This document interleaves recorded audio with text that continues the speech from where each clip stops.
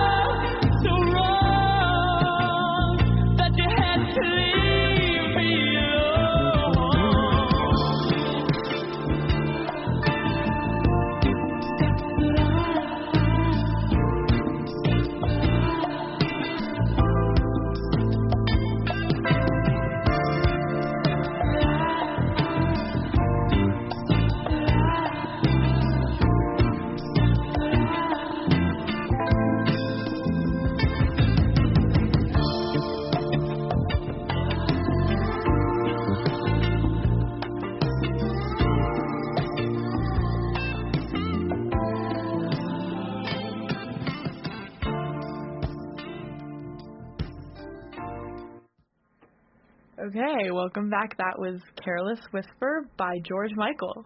Viviana, what do you got for us? Yeah, so kind of what I was saying before. I mean, I guess, like, what I have to... Oh, yeah, I should get, like, real closer.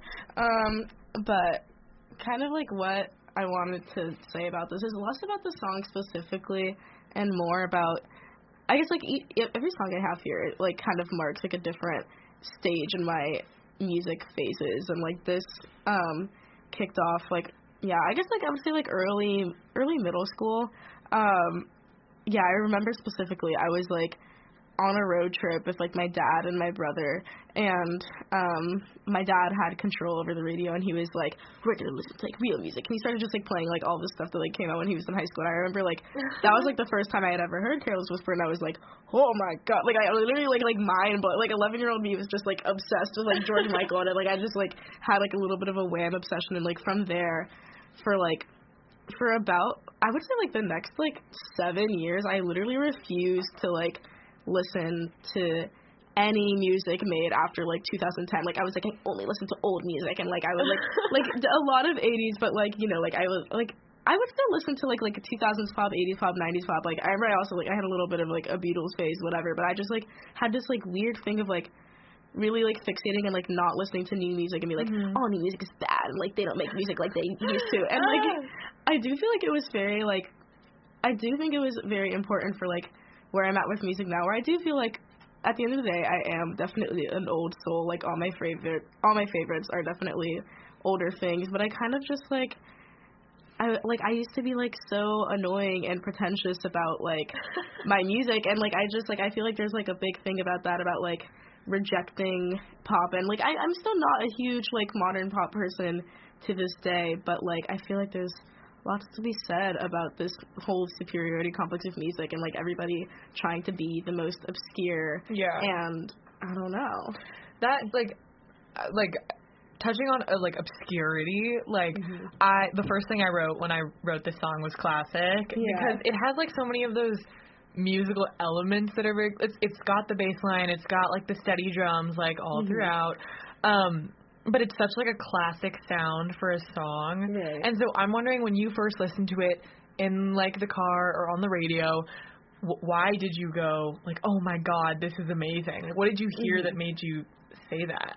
Was it your dad, or, like, the fact that he liked it? Honestly, no, I don't think, because, like, I think, like, before that, because my parents do not, like, really listen to, like, a lot of I mean, like, I don't know, like, music isn't, like, something they're, like, super into, so, whenever, like, my, like, parents would play things, I was usually just, like, okay, like, whatever, like, this is, like, bad, but, like, there was something, I think it was just, like, that very first, I mean, like, you know, it's, like, everybody knows that, like, sax solo, like, in the beginning. Yeah, and, like, that just, like, I don't know, like, it just, like, I don't know why, but, like, that, like, blew my mind, because I think, like, I had, like, at this point in my life, like, I was, like, I don't know, like, 11, 12 years old, so I hadn't really, like, delved into music, like, my own music taste. Like, I think I had just kind of been, like, listening to whatever sounds had been around me up until this point, and so, like, so I feel like, let me catch. No, let me throw it. No, but, yeah, like, I feel like this was, like, the first time that I, like, music had always been, like, very important to me, and, like, been singing my whole life, but this was, like, the first time that, like, I used to perform a lot of music, like, I was, like, a choir kid, and, like, whatever, and, like, this was the first time where, like, I really realized that, like, music could be, like, listened to, and, like, I was invested in the song just because of, like, the way it sounded, and, like, I just, like, wanted to hear, like, more and more of it, whereas before it had always been about, like, being the best singer I could be and singing my little choir tunes, oh my God, and, like, I so understand that, and, like, it really is, like, I feel like a lot of people maybe, or I don't know, like, don't give enough credit to, like, how, like, listening to music in and of itself can be, like, a hobby and an activity that, like, you can kind of, like, you can, like, improve your listening skills and, like, your, like, archival skills, like, you know, like, knowing the music you're listening to, like, knowing how to, like, think of a song, like, when you're in a certain mood for something. And whereas, like, I think I used to put a lot of pressure on just, like, creating music, and obviously that is very important, or performing music, but, like, you know, this is the first time I realized I can also just, like, listen, and that is an activity as well. I think I resonate with that a lot, like, as somebody that has also been in choir, like, my entire life, and also, like, sings. I find that I have, like, two categories of music for myself. There's music that, like, feels good to produce and, like, perform, and, like, that, like, it feels good, and, like, the resonance feels good when I'm singing it, but then there's also music that I'm like, no, this is just so fun to listen to, like, this is, and they're very different. Yeah. And I think that, like,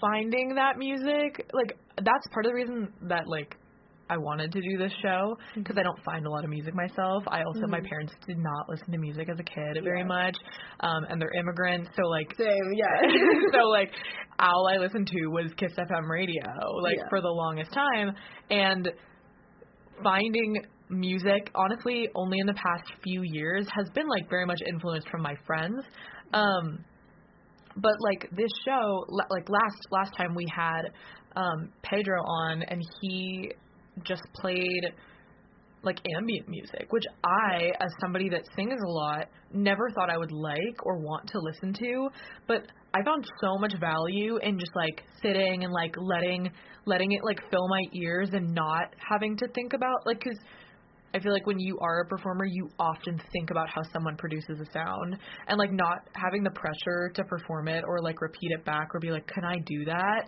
makes listening a much more enjoyable and fulfilling experience, I feel.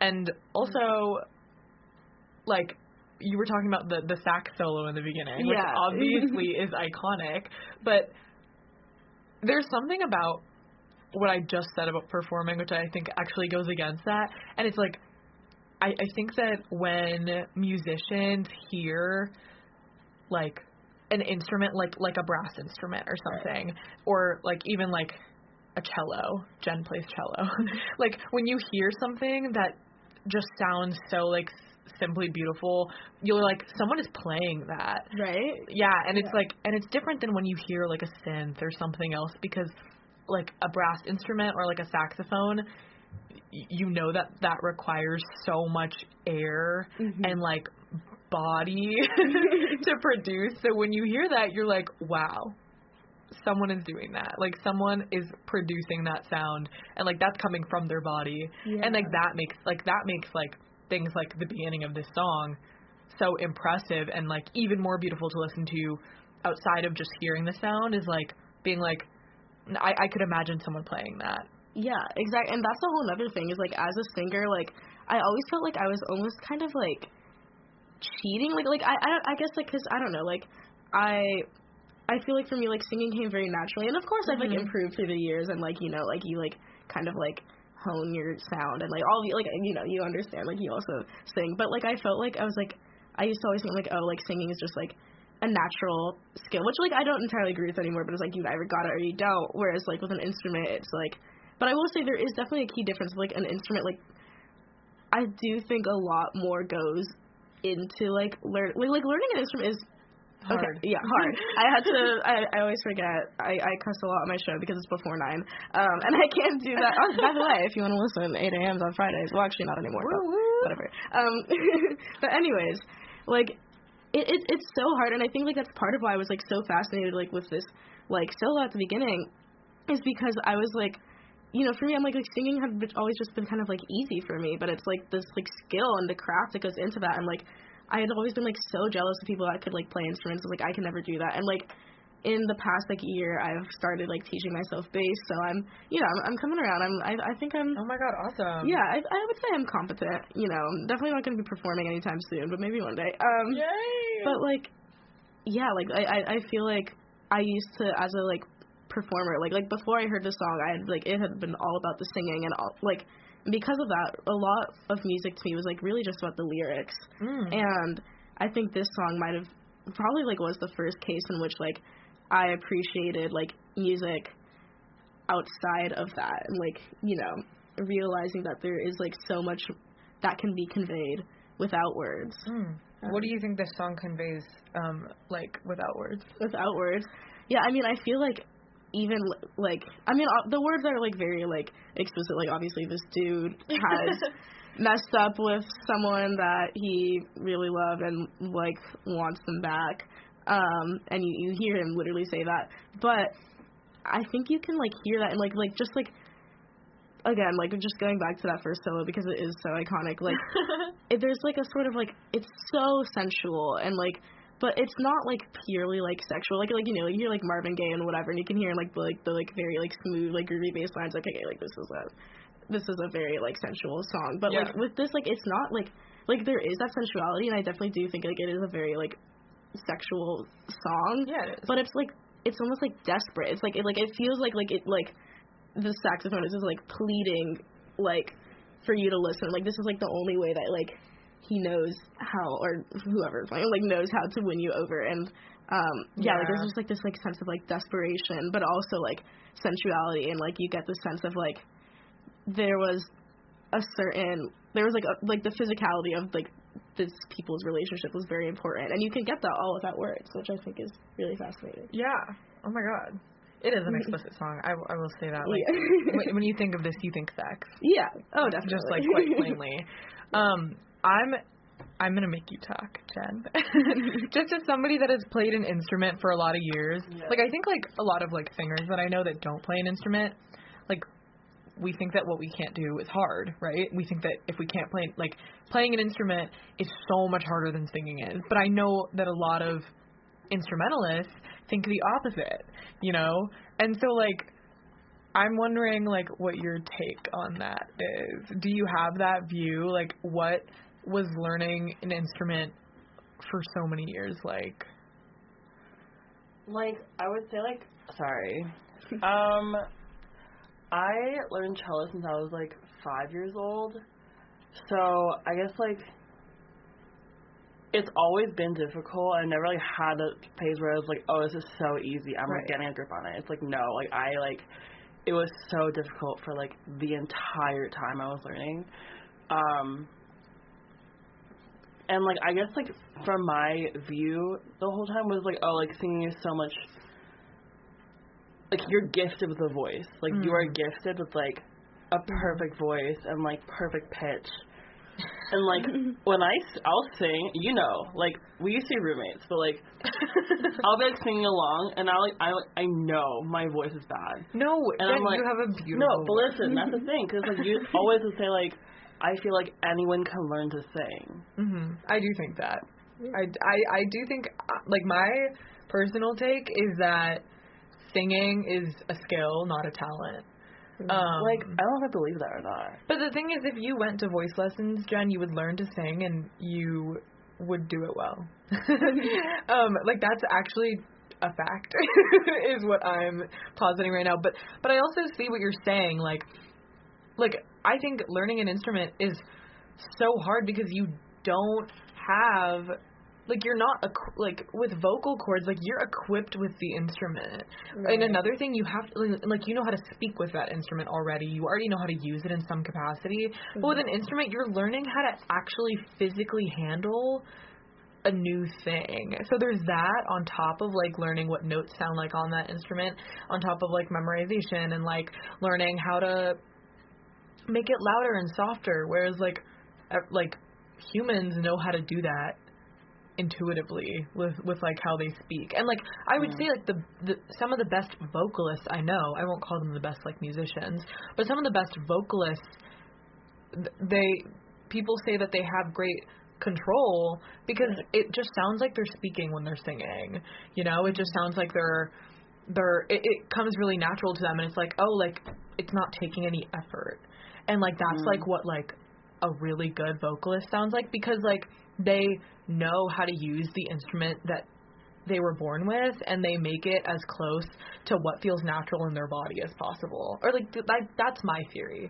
But, like, that's why I think learning an instrument is so hard. And that's why I think hearing something like a saxophone or a trumpet, and that's why a lot of jazz music I think is so impressive to me, is because, like, you've learned to make that, like, an extension of your body. Like, you've learned how to express that you're putting so much air out of your body into an instrument rather than just, like, screaming in a mass-produceably pleasant way. You know? Like, I don't know. That's my take. What do you think? What you said earlier about how kind of like that, where it was like, oh, like, that's his body. Like, it's not like I feel like it's so, that tune is just, like, so, like, I tune it out sometimes because it's just like it's so I hear it everywhere. Yeah. But then you realize like someone is playing that. What you said earlier. Yeah. Like, I think it is interesting to view the instrument as a part of your body, and like kind of in a similar way as like your vocal cords. Yeah. Yeah. And that's also why I think that like watching, I have found that like when I've gone to like small concerts with my friends of artists that I didn't know or didn't really care for, I like was so much more likely to listen to their song again knowing what it sounded like live. Because like hearing someone produce a sound live or play it live just like I don't know, does something for me. No, I don't know what it is, but it is, well actually I do know what it is. It's what we just talked about. But I do find that like seeing someone play and seeing someone produce music, and maybe this comes from being someone that has like sung a lot, makes me appreciate the music more. But yeah, do you have anything else to say about this song? Sorry, I kind of rambled. No, I mean, I think like that was I kind of wanted to like bring this song up to like see like more like where the conversation took us rather than like the song specifically. And of course there are things to say about the song, but I think like it's really more important to me in terms of like the realizations that I came to. So like I think I agree with a lot about what you said about how like singing is just kind of like, for me it's always just felt like an intrinsic thing where it's like, you know, I mean like obviously some people are like tone deaf or whatever, but for the most part you like, even if you're not a good singer, you can hear a noise. Like if somebody like sings a note, you can sing that note back. Whereas like with an instrument, that's not like there's a few more steps. There's a few more steps, and it is like, it really is just so impressive when you get to the point where it can be as intuitive as singing, because I believe you can get to that point with an instrument, but it is so hard, and I am like very slowly approaching that point with like the bass right now, and that's so cool though. But yeah, no, I'm like, and like I will say like I do think like there is something really great about like being able to like sing and play an instrument and like bringing those two things together. Like it's, I like, you know, my mom had always like she tried to force me to learn piano when I was younger, and me I like too. because like, you know, like you see like, I don't know, like so many like famous like vocalists like also play piano, or at least they're like competent enough in piano to like support themselves as they sing, and it's like it really is just, I don't know, it's such a great skill to like be able to support yourself as a vocalist in that way. But I don't know, although bass is a tricky one because you've never really seen someone sing and like only be playing bass, but I could be the first. You know, one of my favorite artists, Rick James, was an incredible vocalist and also a bassist, so he made it work. I can make it work. But yeah, I don't know, I don't have much else to. That was really awesome. Okay, I know that like there's a little bit of story to the songs you've picked, so do you want to transition us into your next song? Yeah, so the next song, honestly, I might spend a lot of time on this. I mean, okay, perfect. Like, honestly, if we only talk about these first two songs, I'm okay with that. Okay. But this next song, Transatlanticism, was... Oh, okay, so this is off the... it's the title track of Transatlanticism, this 2003 album by Death Cab for Cutie, and... Love them. Yes.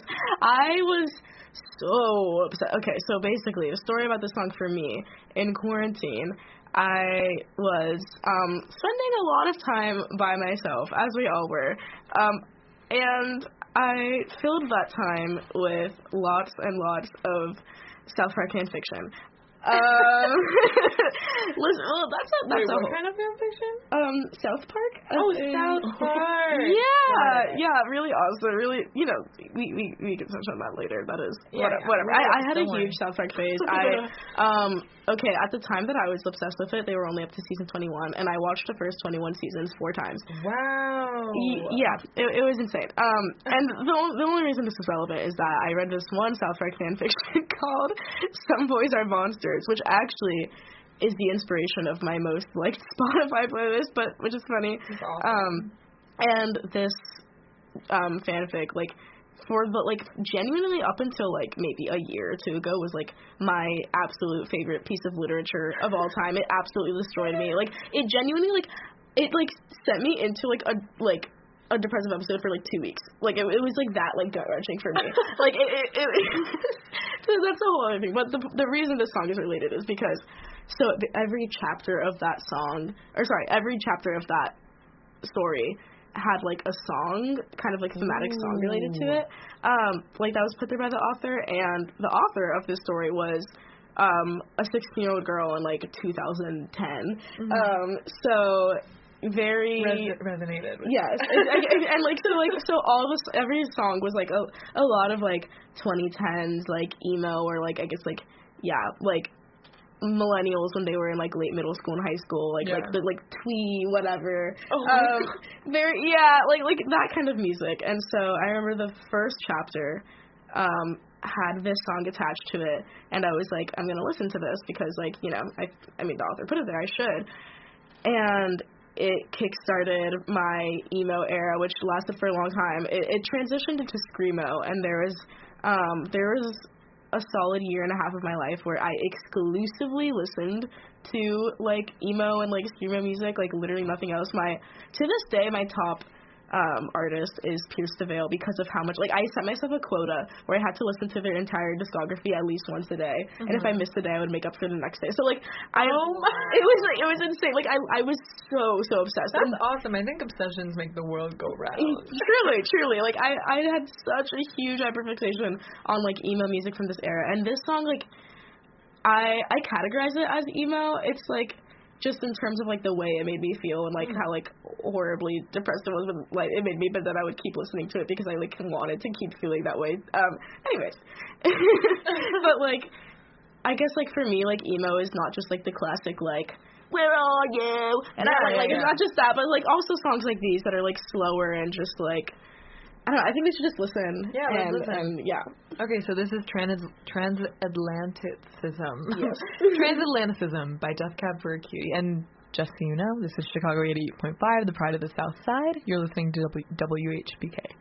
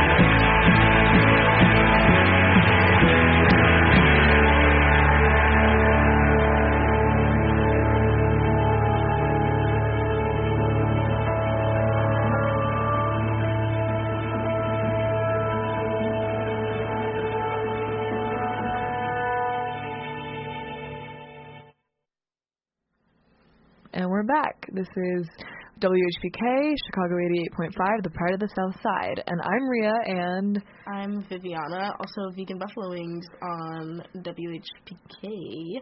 Oh, yeah, and we have another one hanging out in the studio with us.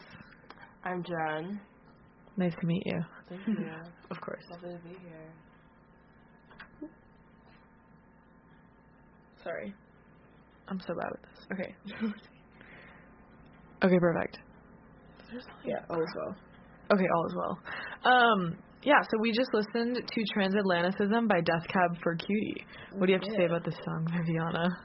Yeah, so we kind of got ahead of ourselves and chatted a bit about it while it was playing, but, yeah, this song was like, so, I think I mentioned, it was quarantine, and it was at a point in my life where, like, I would literally just, like, I would, like, lay face down on my bed and listen to the song and just, like, scream into my pillow, like, God, like, it just, something about it, like, it's another, like we were talking about Careless Whisper, but in a different way, it's another kind of, like, just, like, pleading, desperate song where, like, you know, like, I think, like, Agria, like, started, like, trying to pull up the lyrics as we were listening to, and I was saying how, like, like, obviously there are lyrics to the songs, to the song, but a lot of it is really just about those, like, unrelenting, like, instrumentals again, where it's very repetitive, and it's, like, it's 8 minutes of, like, the same, like, refrain, like, over and over and over, and even the words at the end, like, it's just repeating, like, I need you so much closer, come on, like, over, like, like, the last, like, 2 minutes of the song is just, like, it's just, like, very explicitly pleading and desperate, and I feel like because of that, it really just, like, I mean, yeah, it was a time in my life where I was not doing particularly well, and I was not seeing human beings ever, and, like, I had moved to a new city in the middle of quarantine, so I knew absolutely nobody in Where my did vicinity. you move? I moved to Berkeley, California. Okay. Which is where I went to my last 2 years of high school, and I ended up having a great time there once we got out, and, like, now I live in San Francisco, and I love the Bay Area, but at the time, I knew nothing of it, and I definitely did not fit in at all. Like, I was very, like, Southern California, like, Brandy, Melville, whatever, and everybody... Oh, my God. Yeah, which is just I know. not going to fly at Berkeley High School. Wait, where did you live before Berkeley? I lived in Palos Verdes, California. Oh, my God. Yeah, before that, Massachusetts, and before that, also California. I went back and forth twice. That's a whole other thing. I've been to, like, 8 different schools before this one. Yeah. So I was a bit of a nomad. And, yeah, so it was just, like, my 8th new school. I'm like, God, I'm tired of this. And I know no one, and it's all on Zoom. And I feel like this song just, like, brought a lot of those emotions of, like yearning for some sort of, like, connection. And also, like, I was kind of just, like, dealing with, like, other things in my life, other silly, like, teen girl problems, and I was like, I was so tired of what I was doing to myself, but I couldn't stop, and, like, this song really, really resonated with me because of that, I think, and also with the story that I found it from, which that story was, like, a lot about just, like, basically, like, TLDR, just, like, wanting somebody who was so, like, inherently bad for you, and, like, putting yourself through all this misery and pain and torture for their validation, for it to ultimately end up nowhere. And, like, I really related to that a lot. And, like, this song just, to me, like, I'm sure, I don't know, everybody can interpret it in different ways, but it really, really just, like, hit on all those notes, and, like, it was a very profound thing. And then, like, yeah, so from there, I just, like, only listened to this, like, sad, gut-wrenching music for so long, and I don't think I realized how much it actually, like, affected my well-being. Like, I feel like I used to not give enough credit to, like, how much, like, music and, like, art in general can, like, really, like, affect you. Like, I just feel like going through my day and listening to songs like this that are just, like, absolutely gut-wrenching, or just, like, songs where, like, the lyric, like, I listened to, like, a lot of Pierce the Veil, I think I was saying, and, like, a lot of the songs are literally just, like, talking about, like, literally, like, I remember one of my favorite lyrics is, like, he, like, and from this Pierce the Veil song, is, like, he mentions, like, literally, like, bleeding himself out and, like, using his blood to, like, write her name on the walls. Like, words like this where I'm just, like, la-di-da-di-da, walking to my day, and I'm, like, I don't think I realized, like, how much that actually affected my day-to-day and just, like, made me, like, so probably unwell for many years. But there, obviously, there, of course, is value in, like, I guess that's another thing with, like, sad music. You know, like, people, like, when they're sad, they listen to more sad music to make themselves feel sadder, and it's, like, sometimes that can be, like, good for you, but when it's just, like, all you listen to, like, it really can affect your mental health. And, like, I did not realize that until I finally branched out and was like, oh, there is other music that exists, and oh wow, and like, and now, like, I feel like I got desensitized to it, but like now sometimes I'll like go through my old like songs, like, and songs like this, and I listen and I'm like, I can't listen to this right now, like it's making me too sad. Whereas before I would just like, I don't know, I didn't get it out. I think listening to like music written by older people as like a really young person is also really interesting, because you're listening to a song that's obviously written by a worldview and experience that is so different from your own. Like, you literally have never been an adult in your life. And, like, you're just superimposing, like, your like, teen or even preteen experiences onto, like, very mature topics. Right. And so, but, like, over time, when you start to realize, like, how... like, what a song that you've been listening to forever that maybe you had a different conception of actually means, like, it can, like, you're right, it can really, like, mess you up. So I understand what you're saying. I'm very interested in, like, you're talking about this, like, the words you're using, like, unrelenting, and, like, you said another word that I really liked. I don't remember. But... like, it's a very emotionally charged song, but you also said it was very repetitive, which it is. And I feel like a lot of repetitive songs, a lot of ambient music is, like, some people will deem it as boring, or, like, too repetitive, or, like, it's not going anywhere, it's not building. But this song definitely, like, avoids that while still repeating itself so many times, and it's, like, the same, like, little guitar riff like 1,000 times, but none of it feels stale by the end. And I'm wondering, like, if you have thoughts on, like, why you think that is, or how this song, even if it is kind of a similar sound throughout, like, why it was so emotionally charging for you. I think, like, part of it is, like, the lyrics definitely are, like, very important here. Like, I think maybe I, like, dismissed some of it, but, like, as to, like, why it kind of works is you start off with, like, there's, like, this, like, story, and, like, I feel like I never made much sense of it, and I should, but, like, he talks about, like, basically the creation of the Atlantic Ocean, and, like, he talks, like, so, yeah, you have, like, this, like, narrative in the beginning, and he's, like, basically of, like, just, like, water, like, emerging in pools around the globe, and, like, he's, like, trying to row to this person, but the oceans grow wider and wider, and, like, basically pull them apart. And then there's, like, a long period where there are no lyrics, and when they come back, it's just this, and, like, even though, so, like, the riff is the same, and it's just, like, going, like, repeating the same thing over and over, but a lot of, like, the background instrumentals are building simultaneously as this, like, main refrain is kind of repeating itself. So, like, even though it is repetitive, and it is, like, I don't know, like, at a first glance you might think, like, okay, where is this going? It kind of is just, like, I feel like it speaks to the feeling of, like, the protagonists of this song, where they're just, like, waiting and trying to get closer to this person. They can't, and, like, as time passes, you miss this person more, and you get more desperate, and then they finally just, like, break out into, like, words again, where you say, I need you so much closer. And then this is repeated over and over. It's repeated a lot. Like, how many times? Probably, it looks like at least 12. At least 12 times, where it's just, I need you so much closer. But it is really a thing where it's, like, after a solid, like, 2 minutes of, like, no vocals, he just all of a sudden, like, breaks out into this, like, very explicit, like, pleading.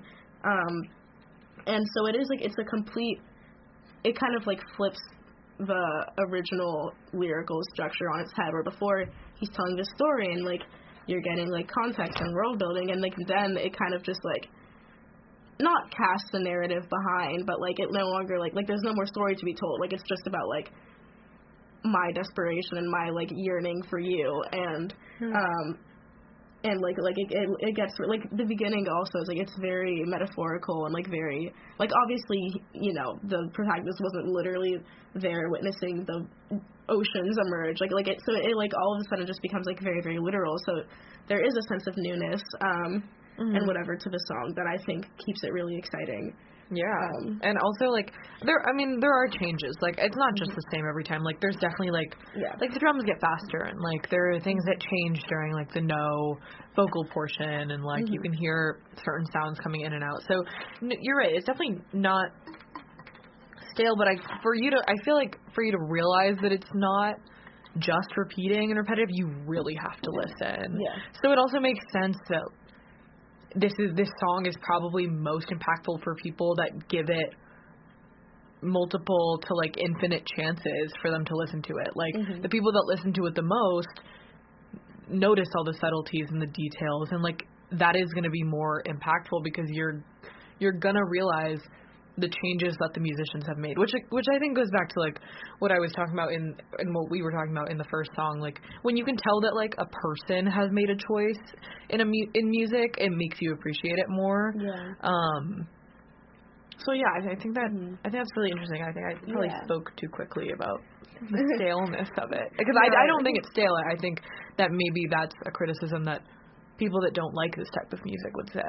Yeah, no, I remember, like, because at this time I was dating my high school boyfriend, and, like, he was like, I can't, I tried to put him on to Death Cab for Cutie, and he was just like, no, like, I can't do it, like, it's, oh my God. It's, like, boring and bad, and I was like, whatever. No.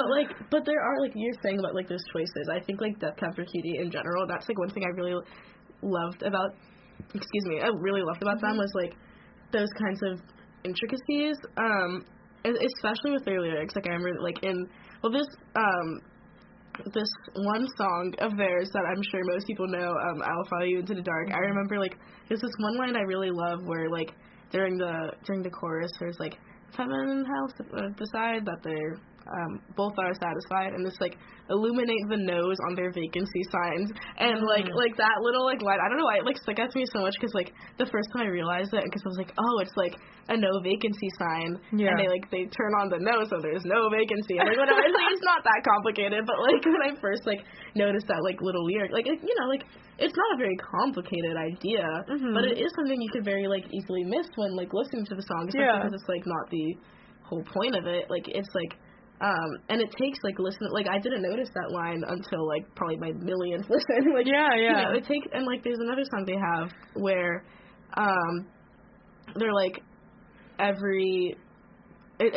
forget which song it is, but the line is like, pretend that every slot machine is a robot amputee waving hello. Oh my God. And it's like, and like again, it took me a million listens to realize like, oh, because it's like you're like, you know, you're like doing the slots over and over, so you're pushing the lever up and down, and it's like this like one-armed robot like waving up and down, and like just like little things like that you could so easily miss, that I did miss until I listened to it over and over, and like that's one thing that Death Cab for Cutie is really all about. Like I feel like it can very easily come across as like whatever, like sad teen girl in 2010, as I was saying, like kind of like simple, I don't know, monotonous music, and like the vocals are very kind of like, you know, like I don't think like you think of Death Cab for Cutie as like the most like amazing vocalist, but it's like they do have these like little surprises and little things that they kind of like hide into the music, and you've just gotta give it a listen. That's awesome. Now I'm thinking about the the imagery of the slot machine, and like, well, first of all, I was thinking of those little like cats. At the store. But no, like I think something that I often listen to in songs is like the most effective lyrics are usually the ones that are like really simple, you know, and like that's also why catchy songs are catchy. It's because like the lyrics are really simple and everyone can relate to it. But like that imagery is like it's not that simple. Like they had to think about that pretty, and like, but it's simple in the fact that like everyone that's listening to it can probably imagine what that looks like. Like you doing that, it suddenly made so much sense to me. Like, oh my God, that's what they mean. I know what that is. And when everyone can relate to something in their own way, even if it's defined by like Death Cab for Cutie's specific experience, like I think that's what makes a successful song. Like that's what makes songs popular, and it's probably what made like that Death Cab for Cutie's most popular song. That's awesome. Wait, I was just looking at the lyrics for this song to see if like what I could find. I was standing on the surface of a perforated sphere. Just like a lot of like really detailed imagery words. Yeah, no, I think that's a big theme in Death Cab is like that kind of imagery, and like I really enjoyed that. But I feel like like earlier when I first started talking about the song, I feel like I cast the lyrics aside, but I do think like because it is such a long song, like both just like and like there are like like the beginning of the song you're really mostly just like focused on the words because he's telling you a story. Like it's not something you can really like passively listen to. Like there is a narrative being told, but then you also have like a whole like I don't know, like 3-minute section that's like just like instrumentals, and so it's like both like the lyrics and like the backing like instrumentals like have their kind of like own time to like shine and like tell their each different like side of the story. Like I think they work in tandem together like really well. And like before this song, like that's another thing about like really long songs. Yeah. I feel like I know a lot of people, almost 8 minutes. It's about 8 minutes. And before this song, I think every song I listened to was about like I don't know, like 3. Like I used to think like 4 minutes was a long song.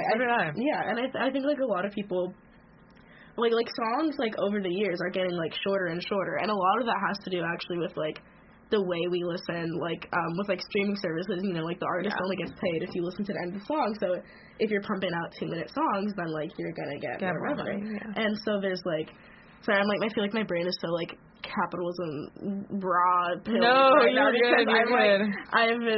I'm taking a lot. Like I think like every single one of my classes right now is just like about like capitalism and the mode of production. It's like literally kind of terrifying. So I'm just thinking about that. But Chicago.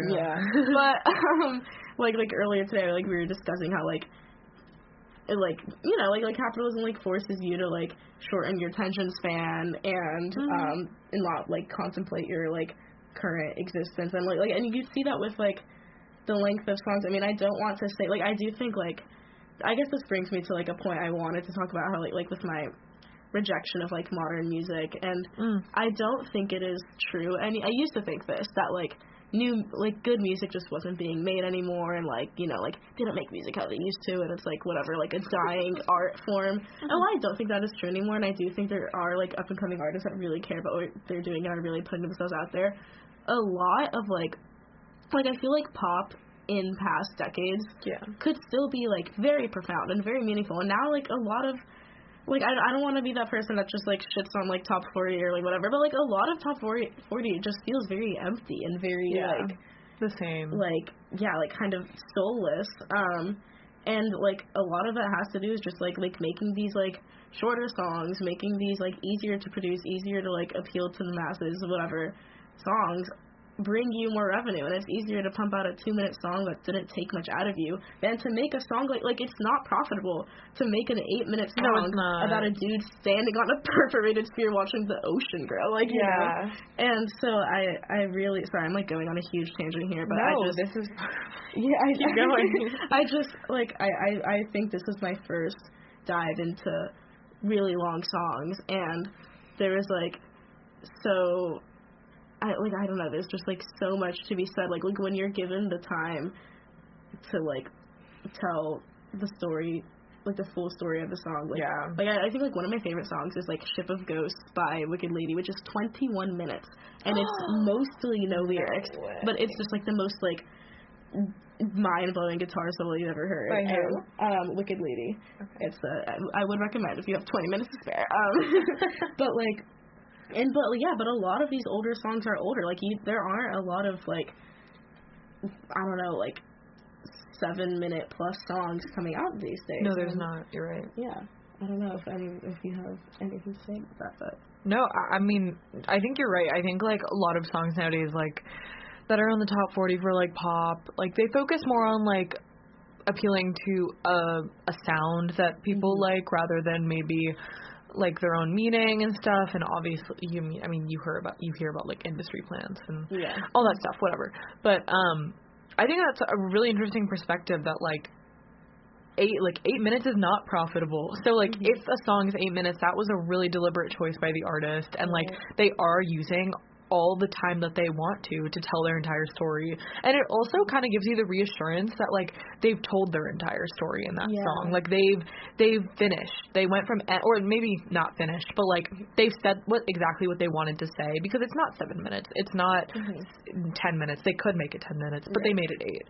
So like they're capturing what they want to capture in that amount of time, and like that's also like a skill. That's also very impressive. Like, I think something that we don't really talk about a lot on the show is song structure.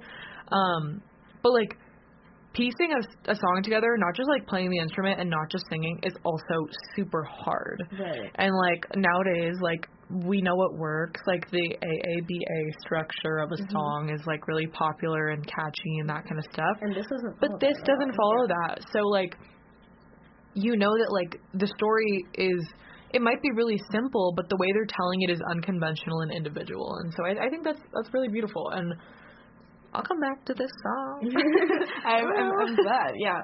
No, I will say, like, I haven't, actually, like a couple weeks ago, I think I listened to Death Cab for Cutie for the first time in, like, literally 2 years. Because, like, part of, like, I don't know, something that comes out of these, like, hyperfixations of mine is that, like, once I leave them, it's like so like horribly terrifying to come back to, and I'm like, oh my god, because like I like for a while I was like, I can't listen to my emo stuff again because I'm gonna go back to like my fucking like my like depressed high school self, and I'm like, oh no, I don't want to answer it. But like now, like whatever, I'm in a place where I can like go back and listen, and like it is like, I don't know, I do kind of like love like going through like my old favorite songs and like remembering exactly where I was when I discovered it, or like when I was listening to that, and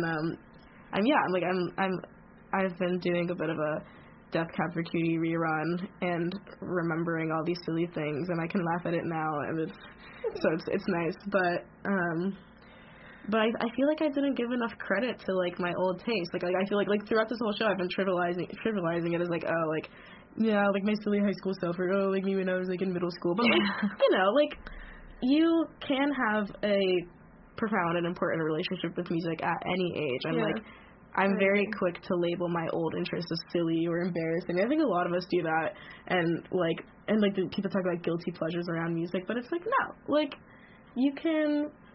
I don't know. It was like it was for the time. Exactly. It was right for the time. Exactly. And you can look back on it and say it was cringy, but you probably didn't think it was cringy at the time, which is really all that matters. Yeah, exactly. And you know what? Like I still unironically enjoy a lot of these songs. Like when I was in Norway over spring break, and I remember like there's one day I was walking through the streets, and I was like, I really want to listen to like stupid 20 times emo right now, and I'm blasting these songs in my ears, and I'm like, these are like, some of them are like, okay, there's no such thing as objectively, I try not to think there's such thing as objectively bad music, but I'm listening to some of these songs, and I'm like, these are like not good songs, but I love it anyways. Like they were very important to me at that point, and that's all that matters. Okay, we're practically to the end of the hour. Do you want to play your last song? Just like, I don't think there's anyone after us, so we can just play air, but we don't have to talk about it. Yeah, I do have a 3:30 class, so okay, I believe. Okay. So yeah, we can play this last song. I guess I can just give a quick little intro.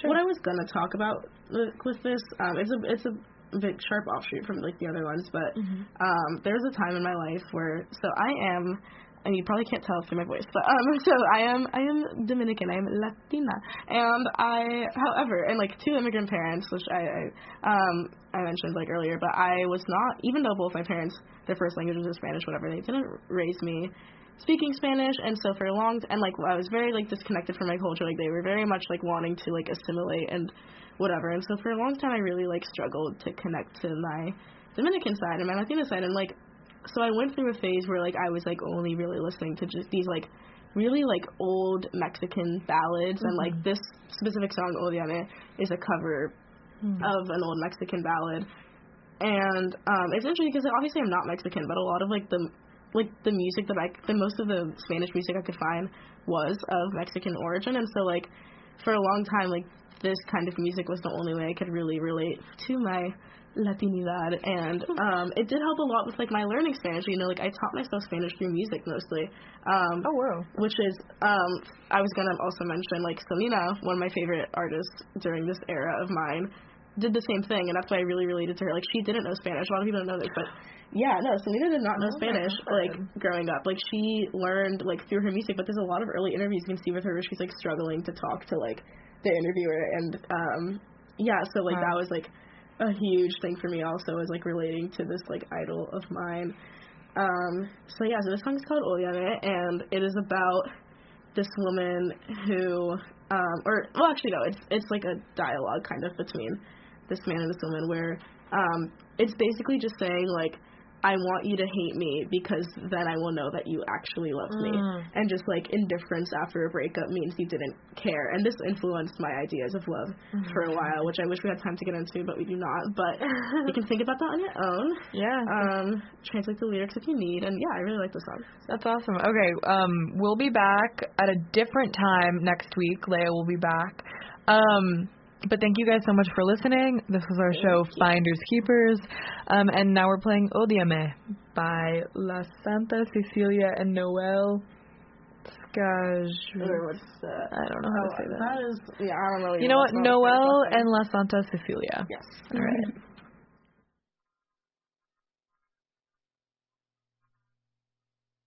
Amor, no me olvides. Mejor, ódiame. 1, 2, 3.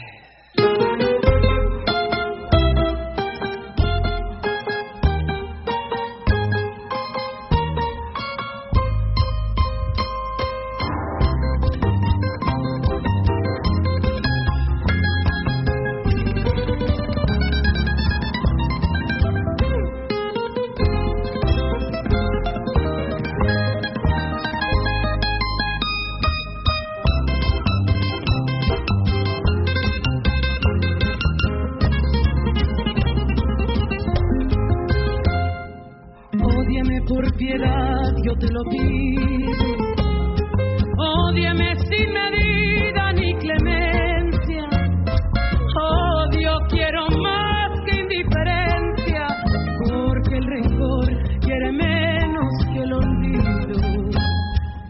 Ódiame por piedad yo te lo pido, ódiame sin medida ni clemencia, odio quiero más indiferencia, porque el rencor quiere menos que el olvido. Si tú me odias, quedaré yo convencida de que me amaste mi bien con insistencia, pero ten presente, de acuerdo a la experiencia, que tan solo se odia lo querido.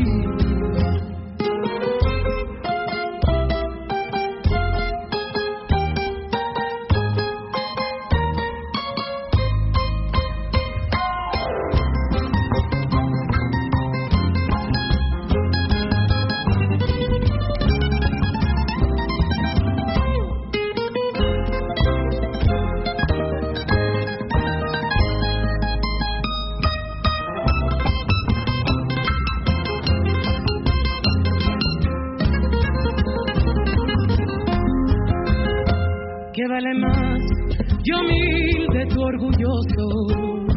¿O vale más tu débil hermosura? Piensa que en el fondo de la fosa llevaremos la misma vestidura. ¿Qué vale más, yo humilde y tu orgullosa? ¿Qué vale más tu débil hermosura? Piensa que en el fondo de la fosa llevaremos la misma vestidura. Si tú me odias, quedaré yo convencida de que me amaste mi bien con insistencia, pero ten presente, de acuerdo a la experiencia, que tan solo se odia lo querido, pero ten presente, de acuerdo a la experiencia, que tan solo se odia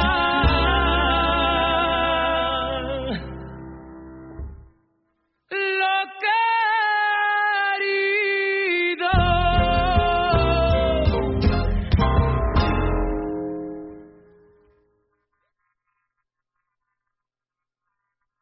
Thank you so much for listening. Again, you're listening to WHPK, Chicago 88.5 FM, the pride of the South Side.